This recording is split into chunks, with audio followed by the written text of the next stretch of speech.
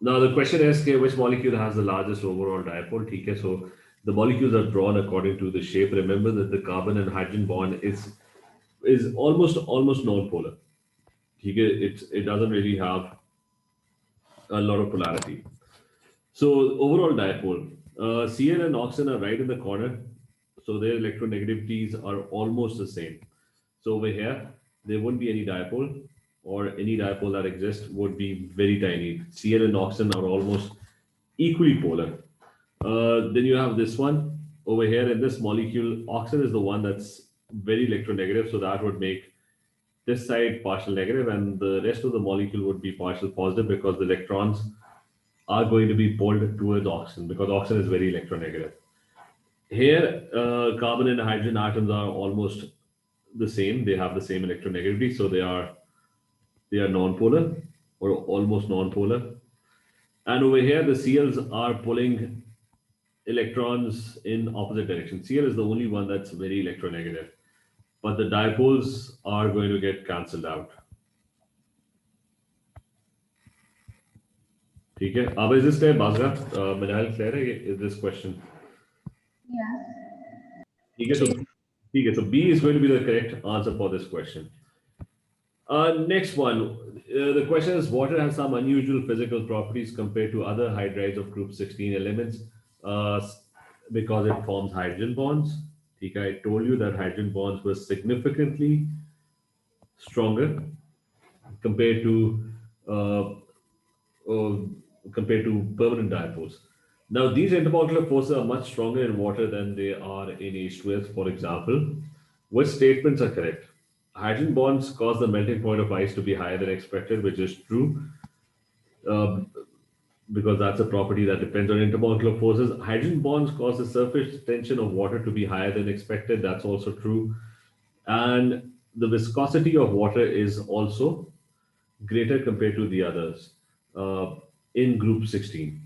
Okay, because remember all these properties we discussed them, even vapor pressure.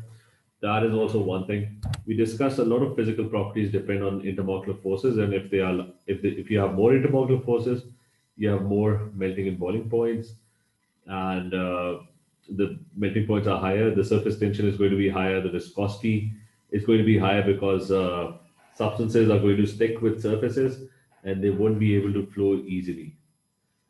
ठीक है Minaj is this clear बाजार clear है आबा जी अच्छा the next is again a similar question. The water is a liquid and H2 is a gas because water has hydrogen bonds, hence it has higher melting points.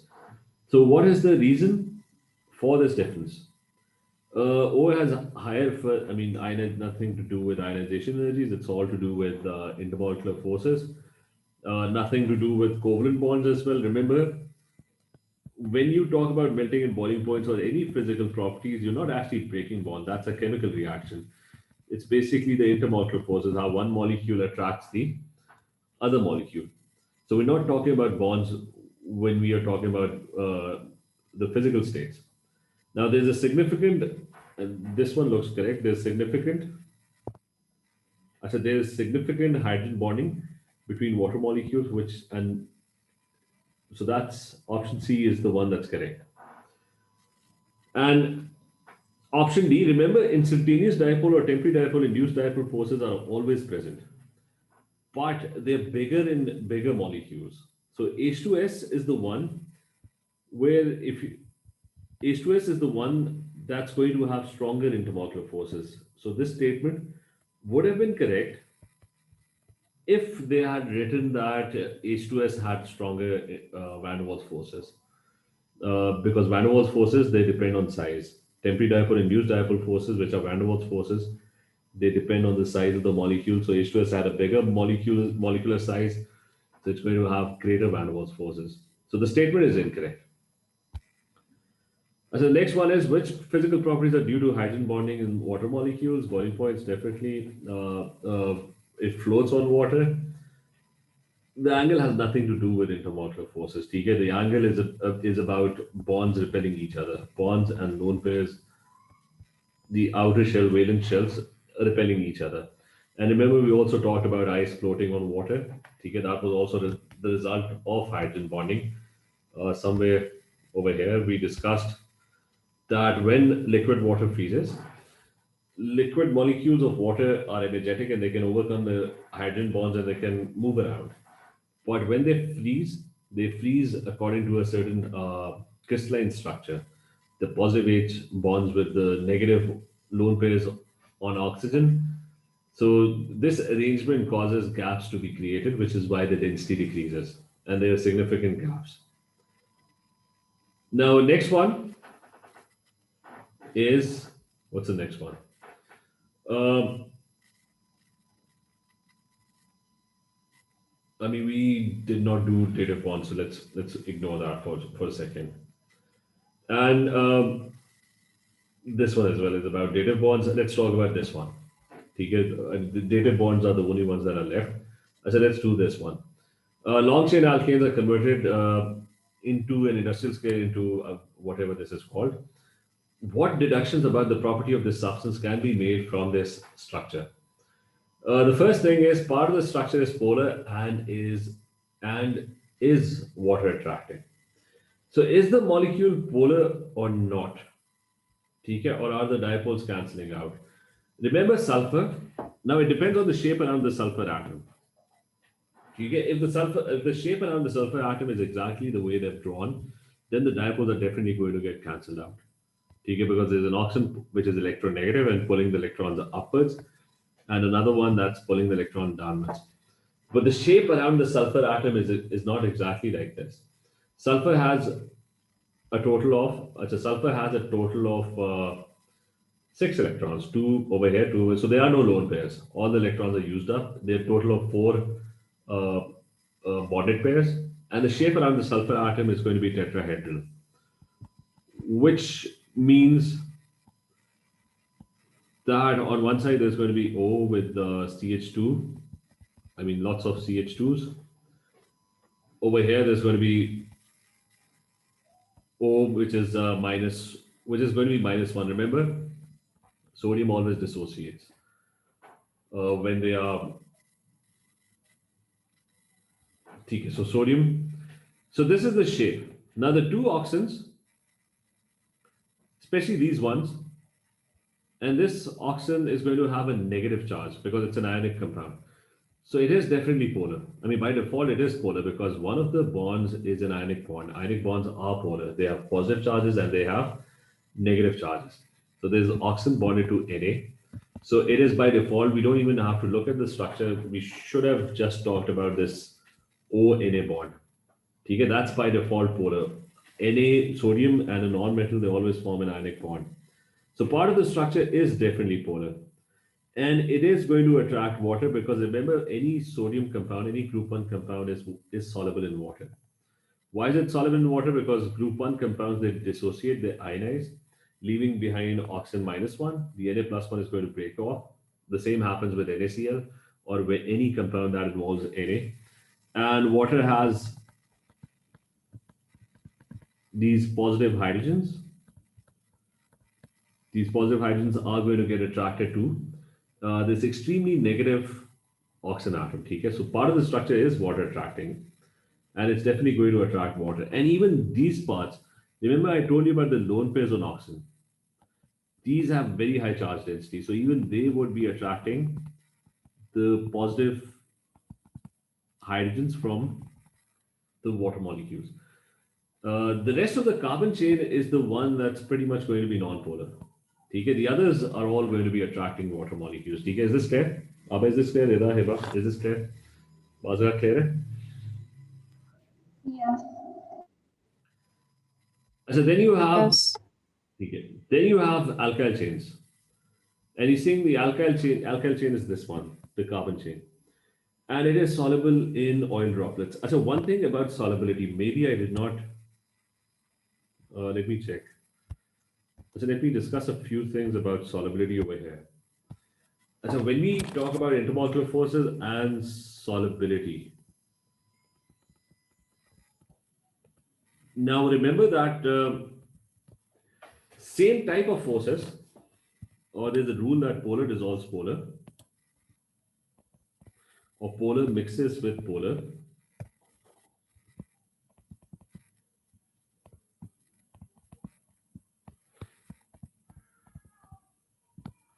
and non-polar they mix with non-polar.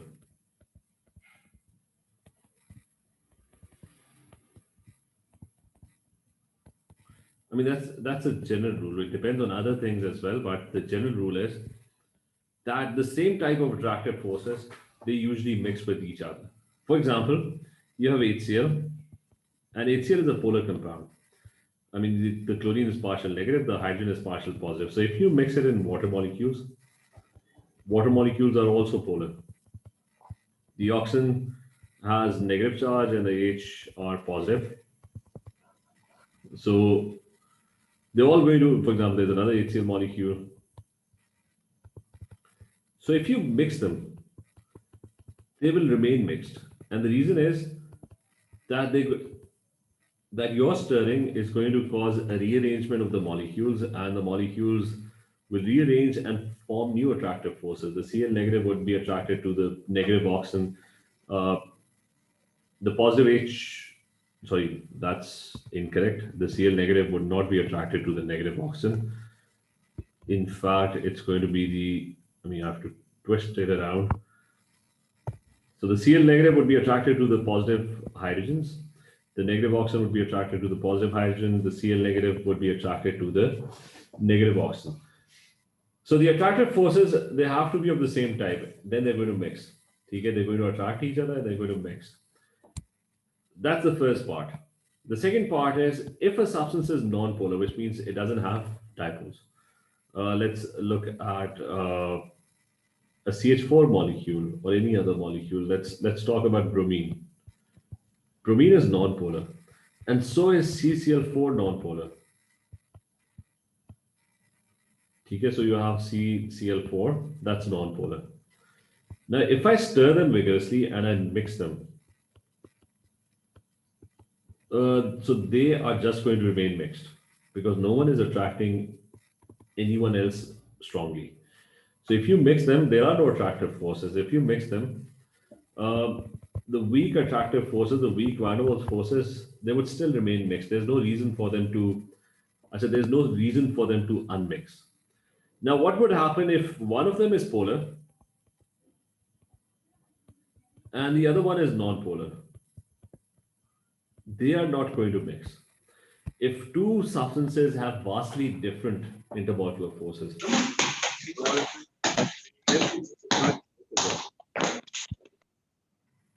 or the strength is different, they don't have the same type of strength, then they're not going to mix. So for example, you have water and you're mixing methane into it, or let's say CCl4 into it. So I have 4 molecules. This is CCl4 tetrahedral. There's another water molecule, and there's another CCl4 molecule. Now, the water molecule is highly polar. So I've mixed them, I've vigorously stirred them, and the molecules have mixed around. The water molecule is highly polar. There's a negative charge, there's a positive hydrogen, there's a positive hydrogen. The CCl4 molecule is non-polar. It doesn't have dipoles because the dipoles are cancelling out. You have another water molecule which is highly polar. And you have another CCl4 molecule which is not polar. So I've mixed them around. What would happen is that the CCl4 molecules have van der Waals forces which are very weak, whereas the water molecule has very strong hydrogen bonds. The water molecules are going to attract each other. Positive always attracts negative. And eventually what would happen is that the molecules would start unmixing because the water molecule is definitely not attracted to the CCl4 molecule. It's going to go and it's going to get attracted to the other water molecules because they are also polar. What would happen to the CCl4 molecule? All the CCl4 molecules are going to be pushed to one side. And as a result, your two liquids are going to unmix.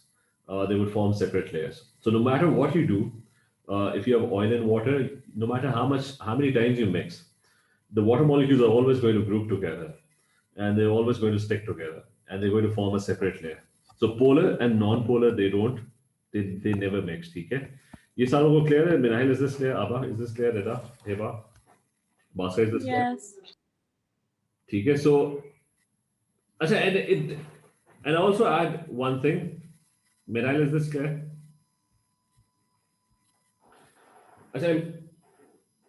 I'm also going to add one thing, which is it doesn't really depend on it depends on the strength of the attractive forces. Remember, van der Waals forces can also be very strong if the size is big. For example, iodine. I mean, when you talk about iodine being non-polar, it doesn't mean that it has no polarity. It just has instantaneous or temporary dipole induced dipole. Sometimes this iodine is negative, and this one is positive.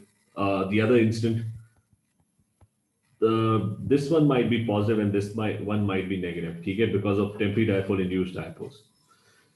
But iodine dissolves in water molecules because the strength has to be similar. Okay, so no matter if iodine is forming temporary dipole induced dipole, but they're very strong temporary dipole induced dipoles. So if this is negative, the H could be attracted to it and they're going to mix. Iodine dissolves in water, but chlorine or bromine, they don't really mix a lot because even the van der Waals forces are weaker, so they're not able to. And the same would happen over here. The CCl4 would be exerting a very weak attractive force. These two would be attracting each other very, very strongly, so they're going to group together. So the strength has to be very similar for them to mix. So either both of them have weak intermolecular forces or both of them have very strong intermolecular forces, then they're going to mix. If one has strong and the other one has very weak intermolecular forces, then they're never going to mix. Okay. So, Basa, is this clear? Yes. So moving on. और क्या है इसमें? अच्छा, the alkyl chain. It is definitely non-polar. Carbon and hydrogen atoms, they are non-polar. Okay.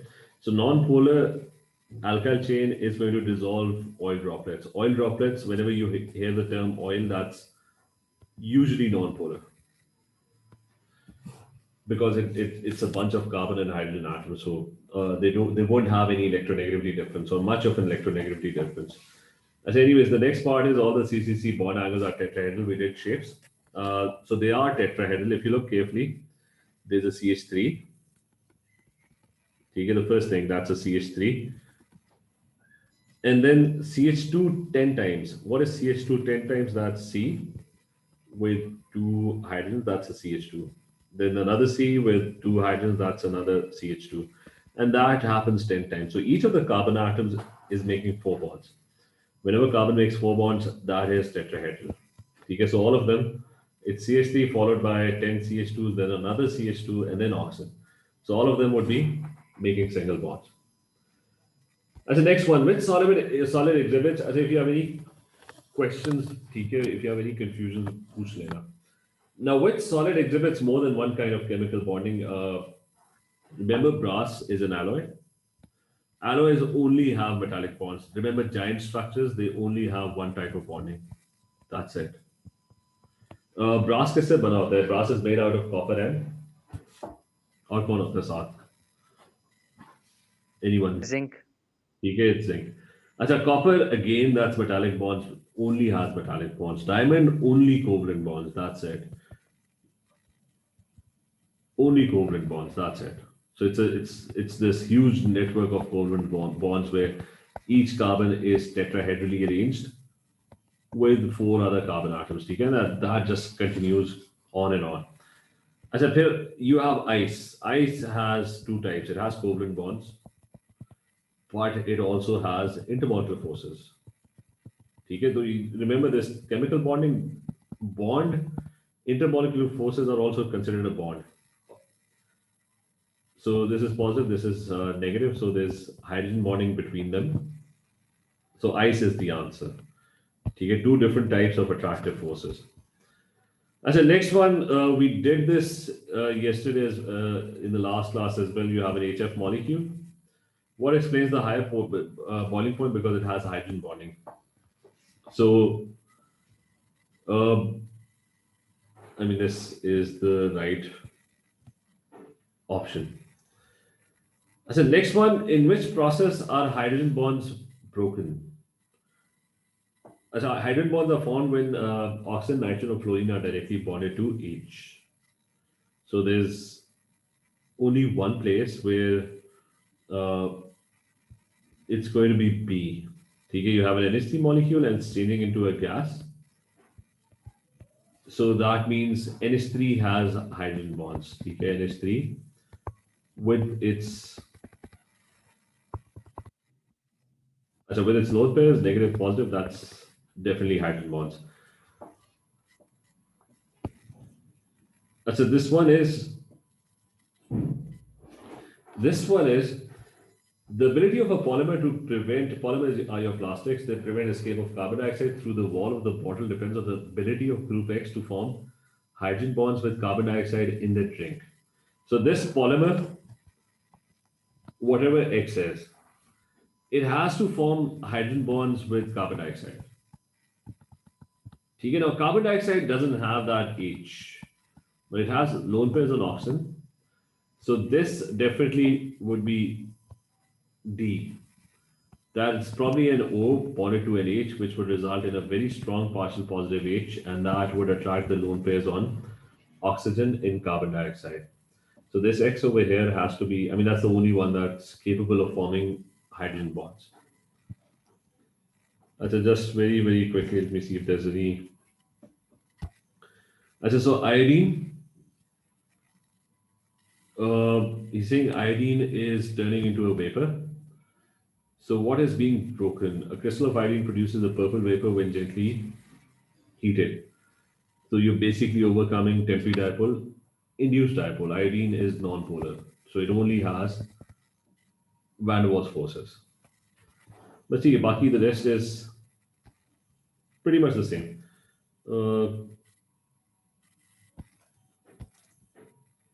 Okay, the rest is pretty much the same. Coming back, if there are any problems with this intermolecular forces? No, sir. I said the last thing about this thing. Let me quickly open the board as well. Now, the last thing about chemical bonding, and we'll go through the syllabus as well just to see if we had missed anything. Just 1 second, board is still loading.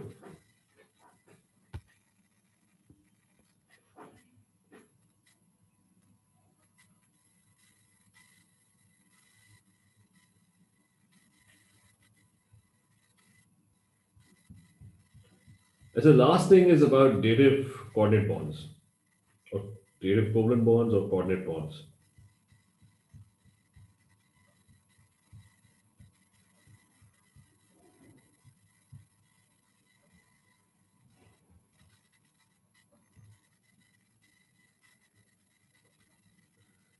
Okay, so dative covalent or your coordinate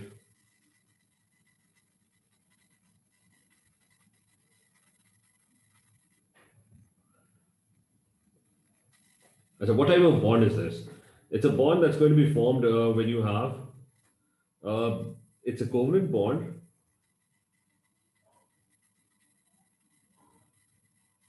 but with both electrons being shared by the same atom.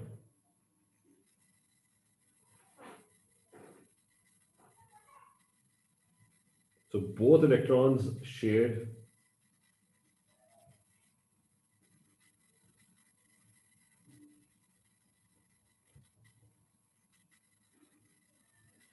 by the same atom. This happens when there is an electron deficient atom. So there's X and there's Y and they're bonding. Okay, and it's instead of a single dash, it's shown with an arrow. And the arrow goes from the atom that's donating the electrons. One of the atom has lone pairs, which means a full outer orbital, and the other atom has an incomplete valence shell. So the other atom is electron deficient, and it has an empty orbital.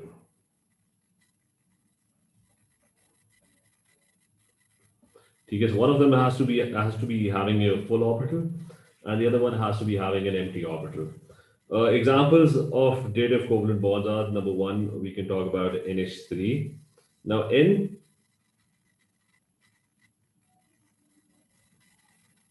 has a lone pair. Like it already before even bonding, it has an orbital that's completely full. Okay, there's one orbital that's completely full. We can write the electronic configuration of N, that's 7 electrons. So the outer electronic configuration is 2s2, 2px1, 2py1, and 2pz1. Okay, so three of the orbitals of nitrogen, they ended up bonding. They ended up forming normal covalent bonds because they needed an electron. The first one, the 2s1, never needed an electron. Okay, it was already full. But these full electron orbitals, they will be attracted to or pulled by someone that needs two electrons. For example, there's H plus one roaming around. Now H plus one is completely empty. It had one electron, but that's gone as well. So this H plus one would be attracted to this lone pair, and they're going to end up forming a dative covalent bond. And you might be asked to draw the diagram for this. So I'm going to draw the proper diagram, which is going to be that there's going to be an NH3 molecule,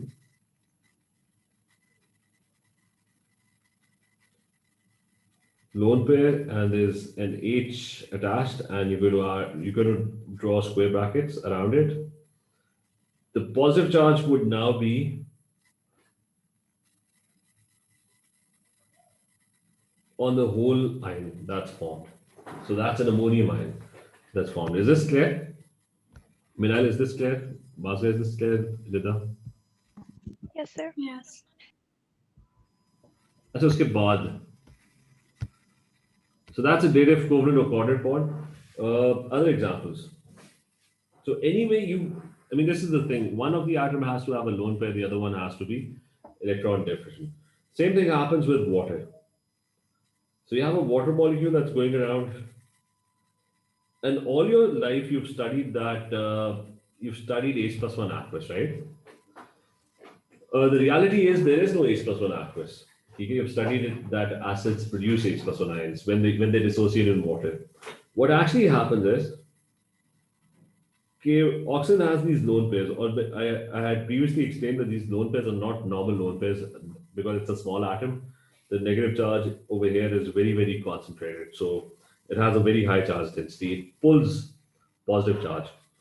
Anyways, so all your life you've studied that acids produce H plus one ions. And you tend to write H plus one aqueous. Okay, acids dissociate. What actually happens is, and the reality is, that there is no H plus one ever in a solution. Because these H plus one ions, they need an electron, they need two electrons actually, and they most of the time they end up forming dative bonds with water molecules, and that results in the formation of this hydronium ion. It results in the formation of one of the lone pairs is bonded to H. There's one lone pair that's still present,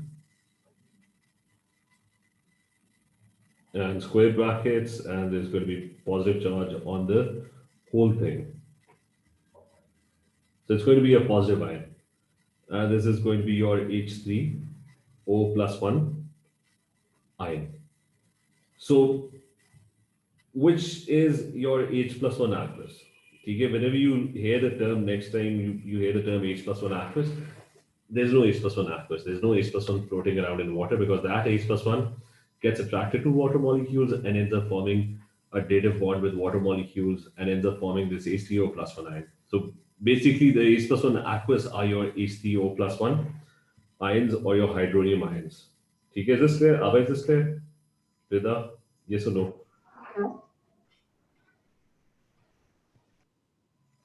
Clear. Achha, so these are your hydronium ions. Achha, can anyone tell me okay, whether another H plus 1, there's still a lone pair left. Can anyone tell me whether another H plus 1, if there's an acid around and another H plus 1 ion is produced, would it go and form a dative bond with this other lone pair? Any ideas? Ibrar, any idea?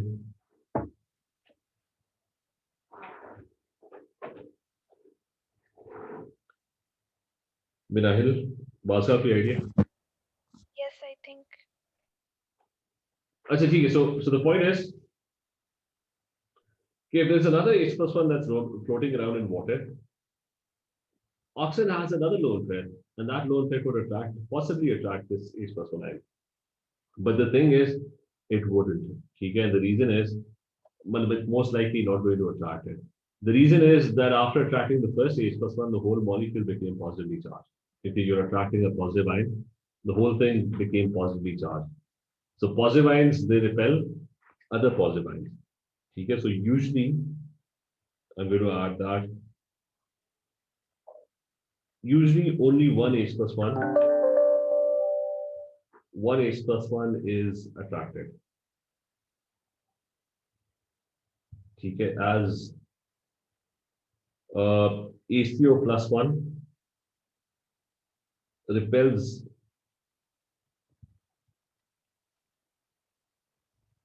H plus one, preventing further data bonds. So it prevents further, so it prevents further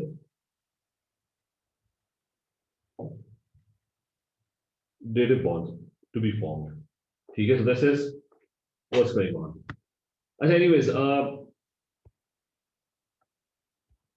we're just going to do more examples.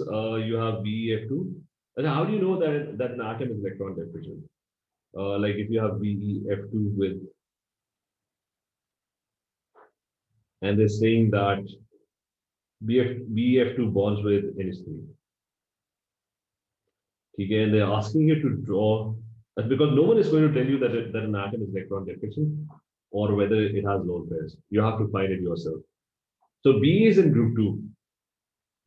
So you can quickly find this out that if it's in group 2, its outer electronic configuration is going to be, I mean, B just has 4 electrons. So it's 1s2, 2s2, which means that its outer shell 2px, 2py, and 2pz are completely empty. And it has 2 electrons in its outer shell. And remember, the 2 electrons are going to get distributed. So it's already forming 2 bonds with fluorine. So it's trying to get electrons from fluorine, one over here, one over here. So 1 electron over here, 1 electron over here. 2 of the orbitals are still completely empty. So there is room available. Okay, there's space available. There's an empty orbital over here, and there's an empty orbital over here as well. So it can accommodate more electrons because the outer shell is incomplete. Anyways, so if the outer shell is incomplete, the NH3 molecule is going to come in, and the NH3 molecule has a lone pair. So there's a lone pair available. This NH3 molecule can come in, and it can, BE would be trying to pull that electron, so it could form a data bond with it. BE would try to fill its orbitals. It's going to try and pull the lone pair, and B would form a data bond. Can another NH3 do the same? Can 2 NH3s come in? There's still an empty orbital over here. Or is that not a possibility? Anyone? Abba? Rita? Can a second NH3 try to form a data bond with BE? Remember, BE had 2 orbitals that were empty. Yes. Or why is it yes? Why? Either the reason it became positively charged, which is why it's going to attract further H plus ions. If the orbital is still empty, there's still room available. Even after addition, this was a neutral molecule, this was a neutral molecule. So the overall molecule still remains neutral. So it's not going to repel the NH3 molecule. But there was lone pairs available, but it wasn't, in water's case, there was lone pair available, but it wasn't able to attract an H plus ion, a further H plus ion. Uski kya reason thi? The reason was that after the first one, it became positively charged. There is no charges developing because it was a neutral molecule. This one is a neutral molecule. Even if they get added up, you still get a neutral molecule. Because no one overall, there's no addition of electrons or loss of charge. Okay. Ibrahim, is this clear? Mirail, is this clear? Rida, clear? Sir, can you explain this again? Yes. Okay. No, the first part. ये वाला clear है, Ibrahim, is this clear to you? GG, this is clear. Okay. Now over here, what I'm stating is, I mean, B has two orbitals that are empty, right? So let's take this away for a second. Now, once B fills one of the orbitals with the lone pairs of NH3, so what charge would this thing have? It's still going to be zero, right? Yeah. Okay, BeF2 had no charge, NH3 had no overall charge. So the entire molecule is still not going to have a charge. It's neither going to be negative. Exactly. So there's nothing preventing. Now B has another empty orbital. So ammonia is going to come in and bring its lone pairs, and B is going to attract it. Okay. So that's a possibility. There's nothing stopping it. Yahan pe there was something stopping it. From I mean, Exactly. the second lone pair wasn't getting used up. Simply because the H, I mean, became positively charged. And positive things, they repel H plus 1 ions. So the second H plus 1 was not able to get close to this. Okay, is this clear to everyone? Veda, is this clear? Yes or no?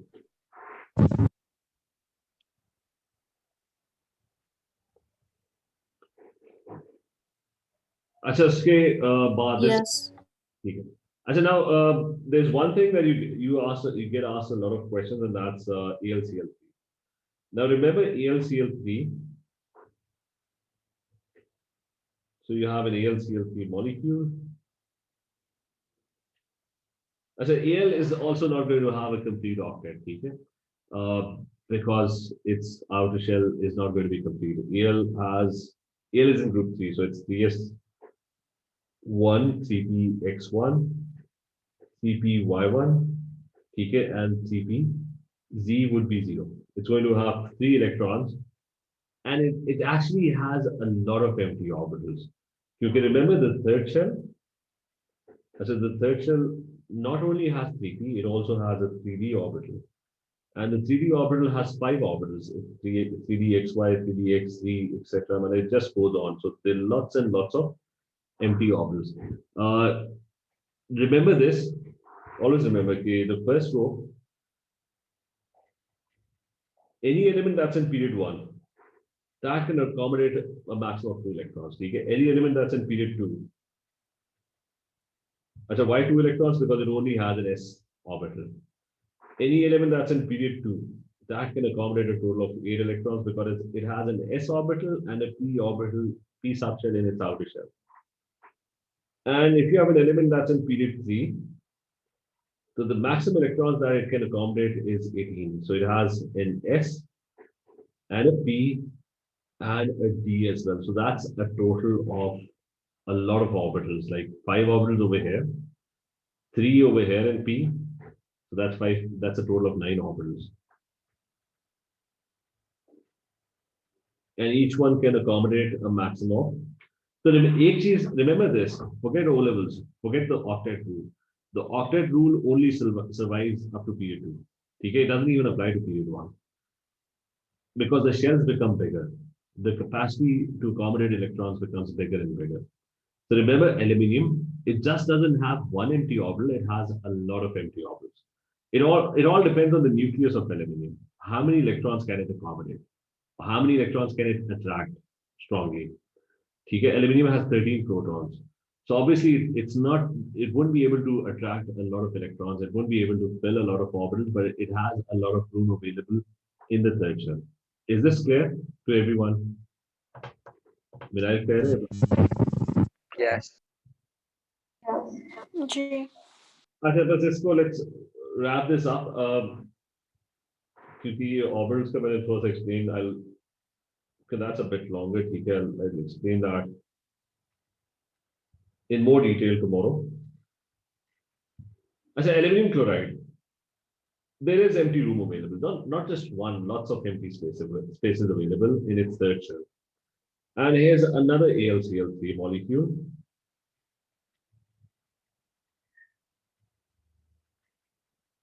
and the Al has an empty orbital available. Cl has lots and lots of lone pairs. Now the lone pairs of Cl are going to get attracted to the aluminium. The lone pairs of Cl are going to get attracted to the aluminium over here. So this is called dimerization of AlCl3. Dimer is like a polymer with just two monomers. So AlCl3 combines with another AlCl3 to form Al2. As it forms Al2Cl set. So this is what happens in dimerization of aluminum chloride. Two aluminum chloride molecules can form dative bonds with each other. Cl has lone pairs, and they end up forming this. You'll be asked to draw a lot of these molecules in your paper. A lot of questions come on this. Okay? More on this then later. Okay, in the next class. We're almost done with chemical bonding. This is just a small part. We'll be done by this in 5 minutes, 10 minutes next class. Okay, maximum. So, any questions about this? Clear? Was I just clear? Yes, sir. So we'll continue with this tomorrow then. Okay, take care. Allah Hafiz.